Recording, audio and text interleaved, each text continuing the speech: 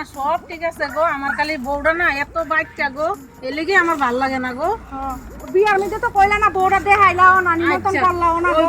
ওই বউ দিদি খালি তুমি যাও যাইও, যাও কো, খালি যাও যাও কো। তুমি যাইও, যাইয়া চাও খাইও, বউ দেখাইও যাইয়া।